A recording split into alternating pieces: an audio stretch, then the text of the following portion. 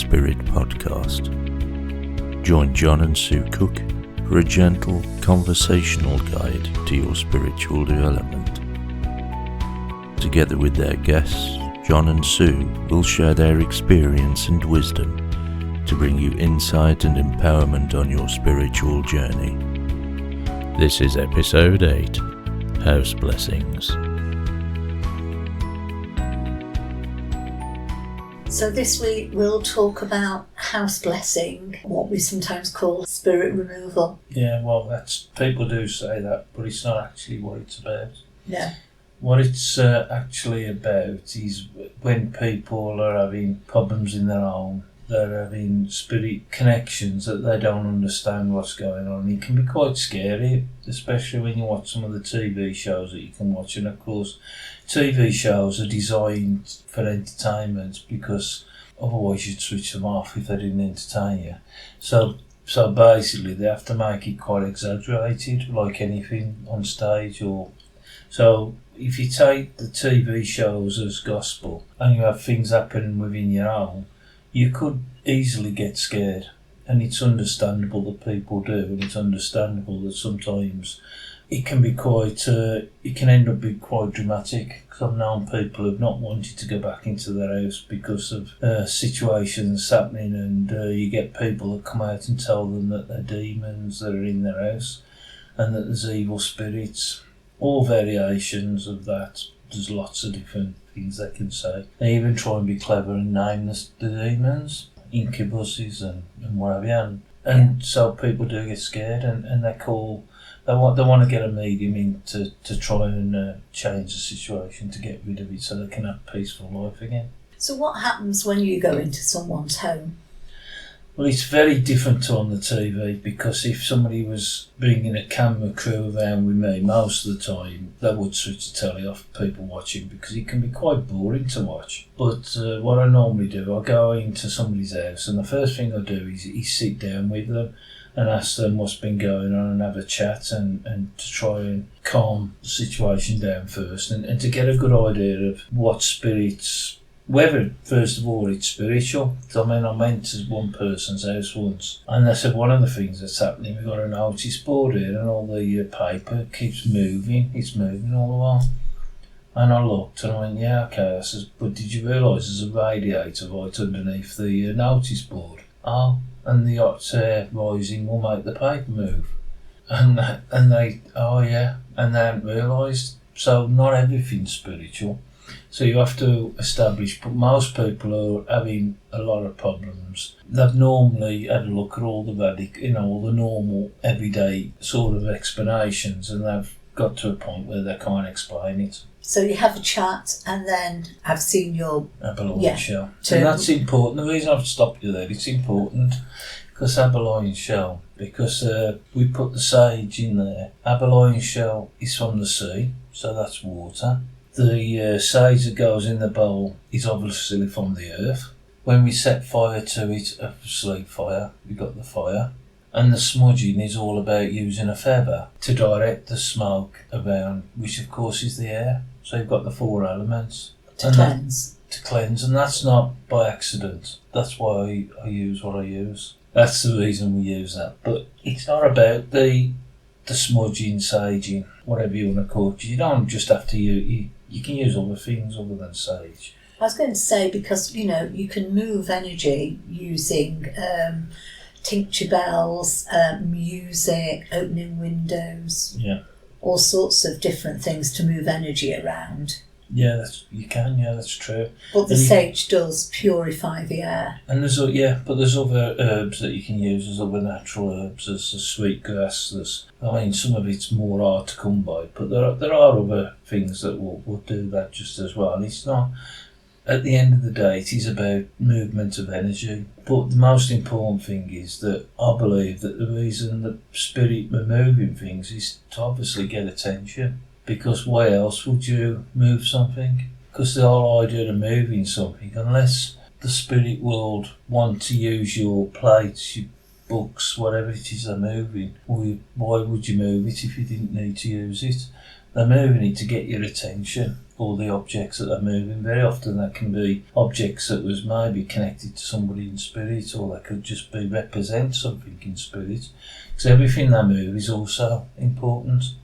And I know that they can affect electricity. Very much so. Because it's energy, isn't Energy, it? So TVs going on and off, lights going on and off. Yeah. It's quite easy for them to do. Yeah, same as any appliances that can sort of switch off and switch on, and kids' toys sometimes, anything electrical is easy because it is another An electric energy field. Yeah. What I always say to people, the first thing you do is that's why I talk to everybody when I get there, find out exactly what's happening, because there's clues within that normally. Because when they move something, there's a message. Yeah. And so you have to think what that message would be. If a book is thrown off the shelf, which has happened many a time, you look at the title of the book, there's a message there, or you look at if it's opened at a particular page. Not so much that the book's gone, that there's a message in what's there. Also, if a particular picture's been moved, or there's a relevance with that picture, it might be about somebody who's passed, it might be their picture. Oh yeah, I do remember coming with you once to a house, and there was a row of pictures, quite big pictures, in frames, and the people had come down to find them straight down on the floor each morning. Yeah, there was military ones as well. Not broken. And there was a military relevance to do with a grandfather. That's right, yeah. There was a mystery about his, I'm pretty sure it was the Second or First World War, but I think it was France. But it was Spirit had moved the pictures, heavy pictures, off the wall, but they hadn't broken. No. They'd just gone straight down onto the carpet. It's very, very rare that they break anything. I mean, you had an experience when a pendulum fell off shot off the side, didn't you? And it didn't break, even though it hit a marble floor, which normally would shatter. And there was a relevance to that, wasn't there? Yes. Yeah, we were getting ready for a workshop one day, and we'd got the pendulums on the mantelpiece. I asked a question of one of my loved ones in spirit, and one of the pendulums just jumped straight off onto the marble hearth, and you would have thought it would have shattered. It didn't.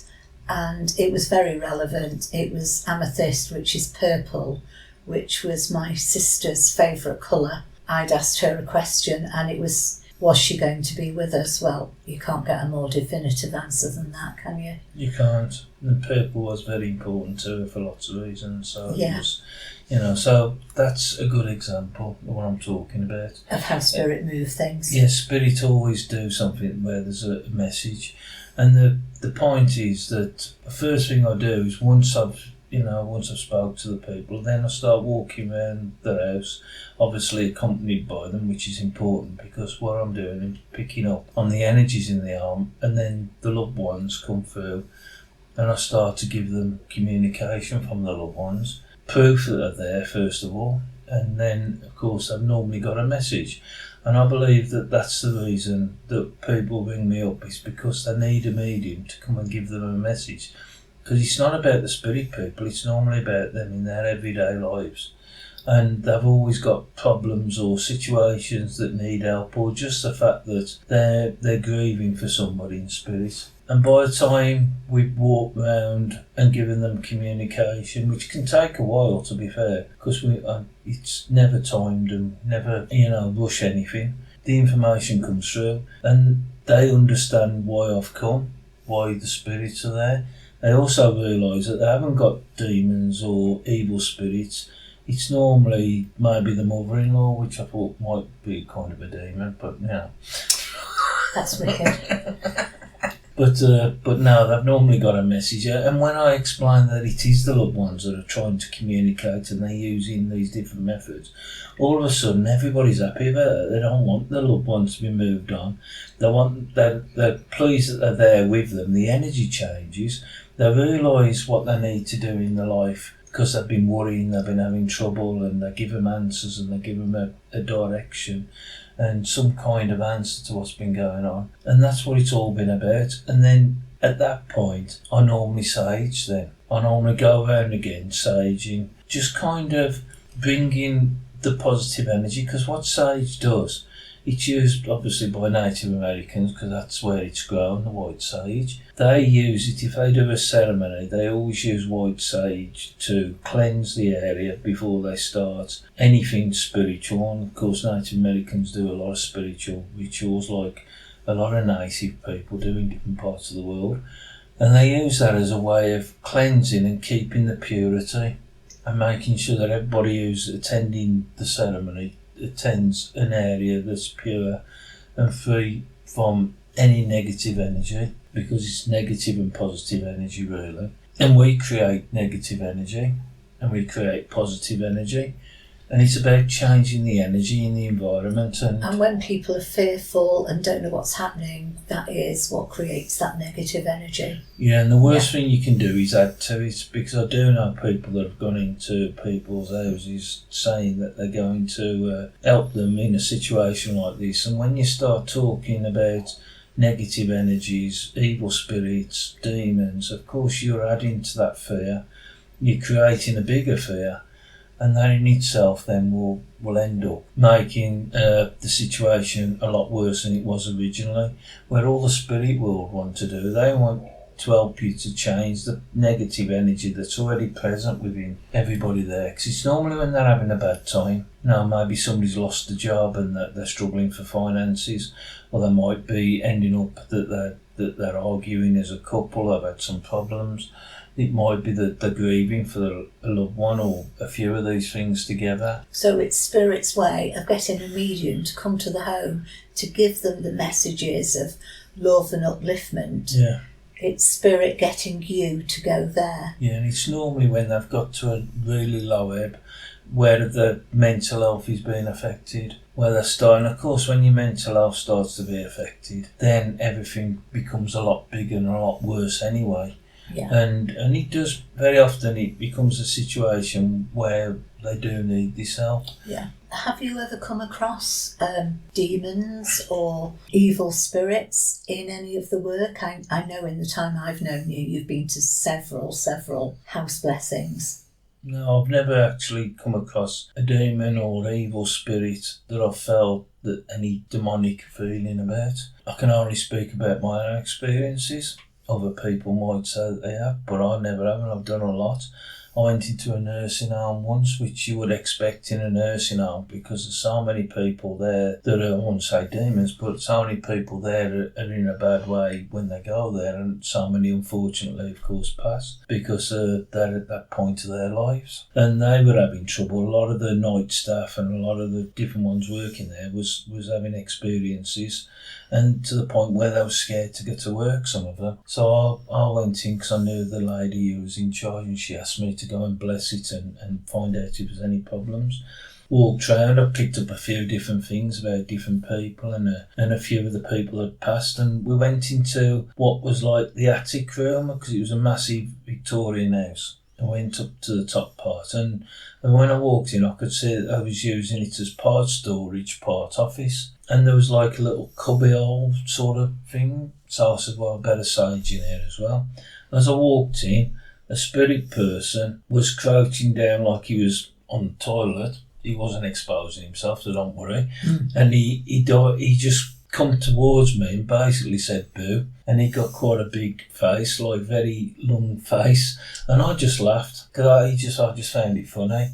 And when I walked out, I said to the lady, I said, there's a guy in there. I said, he's just jumped at me, tried to scare me. He said boo, not in a nasty way. And it was a spirit? And it was a spirit, not in a nasty way as such.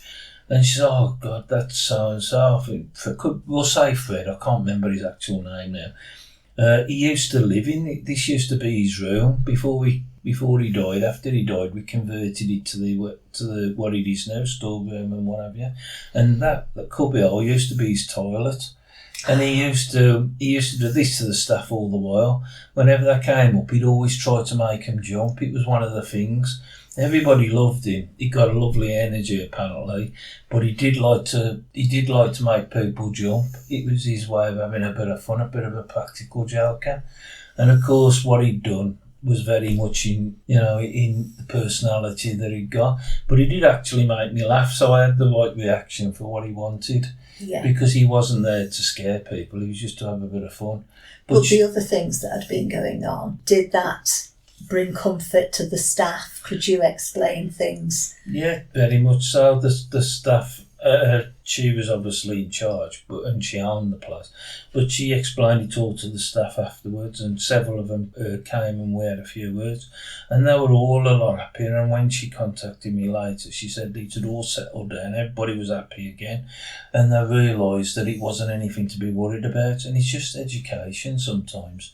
And I always say use common sense because you've always got to think if there's let's just say there is a demon. I'm not saying there isn't because there's angels, but again, I don't particularly work with angels as such. If they are there, why would they particularly pick on you? Because there'd have to be a reason. You'd have had to have some kind of relevance that they could create something that's going to fulfill a plan. Or there's not many people in the world that would be able to affect the world in a way that would be, it would be important enough for a demon to come through and do these sort of things. When you think about it, the only people who'd be interested in you would be people who love you and people who know you. So it's them getting a medium to go. Yeah. And sort things out. Yeah. And I do remember you once going to a tanning salon. Oh, did you? Because I did ask you, were you going to get a tan, but you didn't. No. I mean, there's 2 different cubicles. Those like rooms, obviously, anybody been to a tanning studio will know. And apparently these 2 rooms, everybody got bad feelings when they went in them. And was that staff or clients? Both, staff and clients. There's been different rumours about people who've been sort of haunting this place, and these rumours have got bigger because the more stories you tell, the bigger the stories get. I walked around, I did pick up a lot of different things that was relevant to different staff members and about people, and a couple of them and long lost people, and they came through. And then when they realised who it was their loved ones, and it all made sense to them, I did sage the tanning studio. And after that, it all again calmed down because they had an understanding what was happening. And I was actually quite happy to know that their loved ones was visiting them at work, was still there with them and left them. It all ended up that they was quite happy about it all. So it was positive. So again, spirit getting you to go to people who perhaps wouldn't have individually gone to see a medium to get a reading, but spirit know that they need help. Yeah. So that's their way of getting you or another medium to go and pass on that important information. Yeah, it's all an extension of what we do, and it's all important because everybody deserves to have a connection to their loved ones when they pass, because grief is, I would say, one of the worst experiences you have in life. Losing somebody you love to the spirit world, having that loss is so difficult, and it can, and very often does, affect your life for quite some time. In fact, probably always in many ways. You learn to live with that loss, but your life is that little bit emptier without that person physically here. And sometimes we struggle to move forward, and knowing that we haven't got to move forward without them, we can continue to move forward with them, that they're still with us, still watching over us, still bothering to move things about and let us know they're there. It becomes a comfort instead of a negative feeling. I think you're absolutely right. It is the biggest comfort to know that our loved ones are still around, they do love us, and they will help us. And how wonderful that they can help in a way of getting you to somebody to be able to pass on those messages. What do you think about if somebody moves into a very old building, a very old home, and they can think that they can feel other energy? Has that been left behind by the people moving out? What you're talking about is residue energy from spiritual, the past that's happened in that house. That is possible. If you are very sensitive and you're a spiritual person, it's possible to pick up on past experiences within a home or within a place. But there's a difference between that and connection to a spirit person that's connected to you. It's more of a residue. It's more of looking into history, really. like castles or concentration camps, something where awful things have happened, battlefields. Well, yeah, I mean, if you were to castles first, or old sort of historical buildings. Yeah.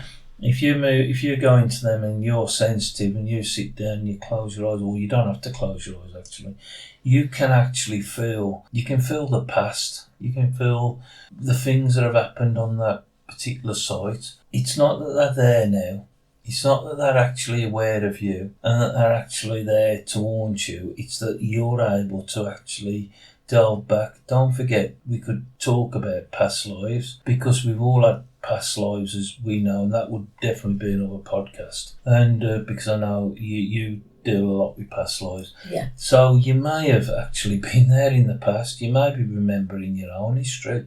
It may be something that's close to home more so than you think. Yeah. Because if you've been in a different age where there were castles and they were new, not just relics, and you walk into a relic of a castle, you may start to remember a past life as being in that kind of time, or you may just be picking up on the energies. And it's very interesting because if you do that and you feel anything, it's always good to get the history books and have a look to see if what you're picking up is actually anybody's recorded it and it's actually been written about or whatever, because that would prove that you're picking up the right things. And that's another spiritual ability. So that's us as spirit now, picking up on the energy of old spirit Of the past. that is history. there, but it's not of a particular person that is trapped there. No, it's you're picking up on that residue, and they do that. Spirit allow you to do that, to let you know that you have got this ability. Sometimes it's about teaching you the things that can be done and you can be seen, and it can be mistaken for hauntings and for something negative and what have you. It doesn't necessarily have to be negative things, it's just history. When you talk about concentration camps, that is slightly different. Because again, if you're sensitive, you know what's gone on there, well, you know some of what's gone on there through history.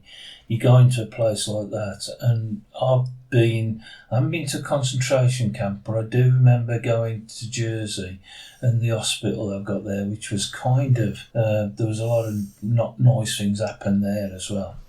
During the war. Oh yes, because it was occupied, wasn't it? It was occupied, and the Germans used slaves not slaves, prisoners, and Jews, I think, to build this underground complex, which they called an hospital, but I'm not sure it was ever an hospital. No. But when you go into these, you feel the desperation, and you feel the absolute negative energy that was present at that time. Although there was little slivers of positive energy, because that's a good thing about us as people. We always manage to find something positive, even in the worst situations. Because there was always hope. There's always hope, but there's 98.9% in those things were totally negative and was totally horrific.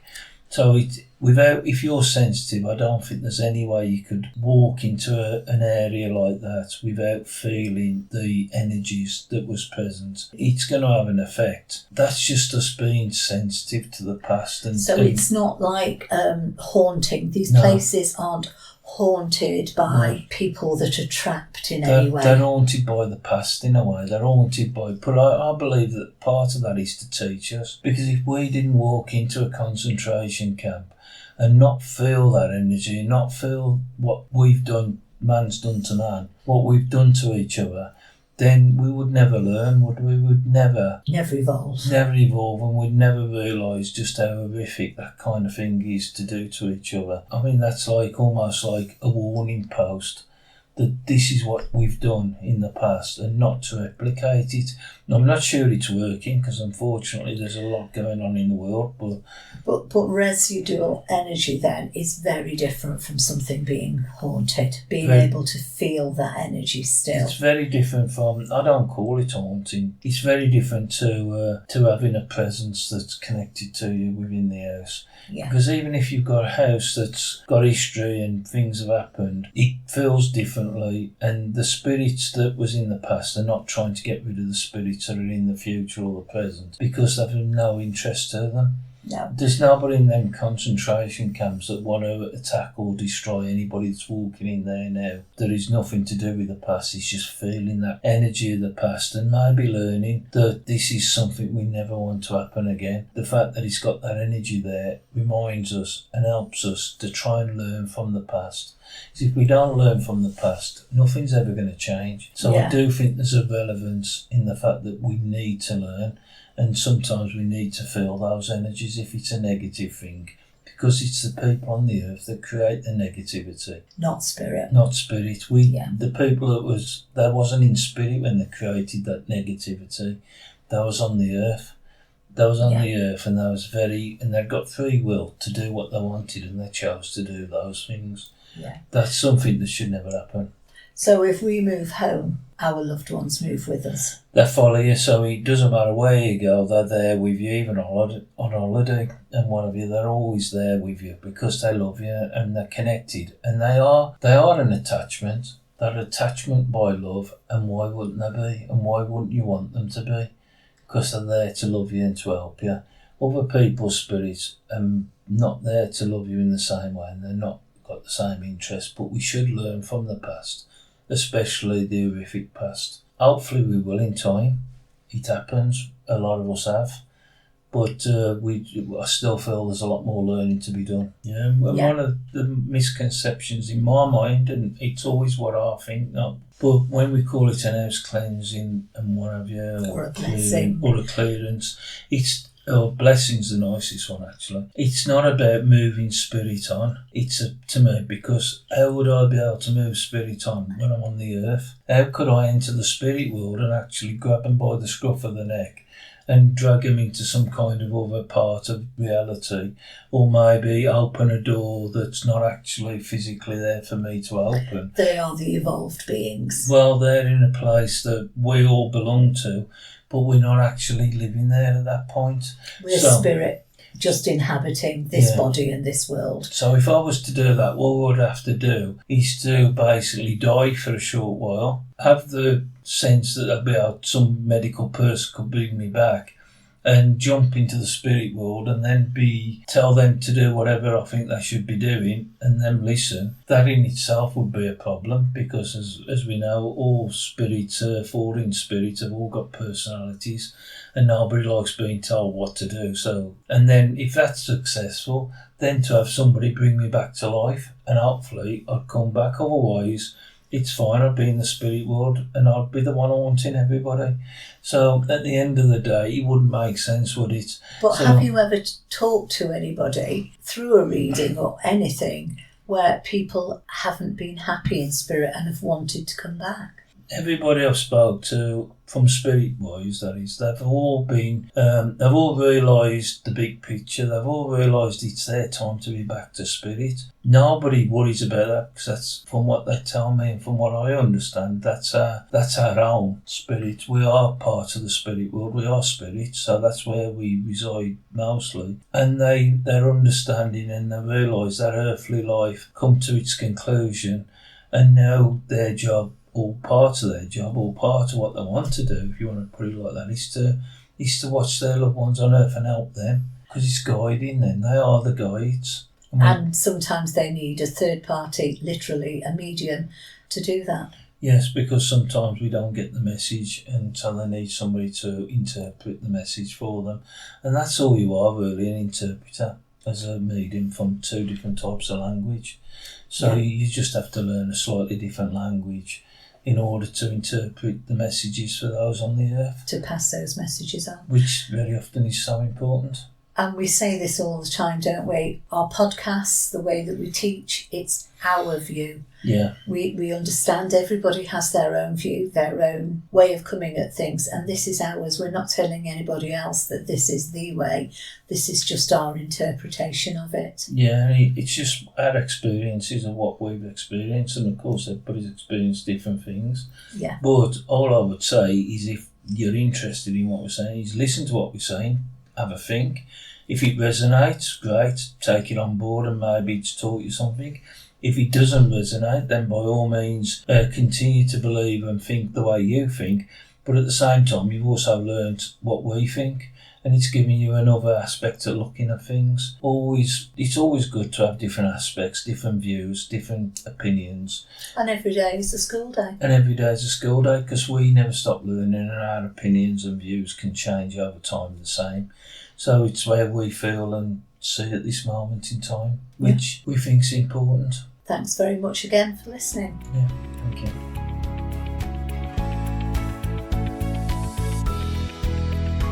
You've been listening to Exploring Spirit with John and Sue Cook.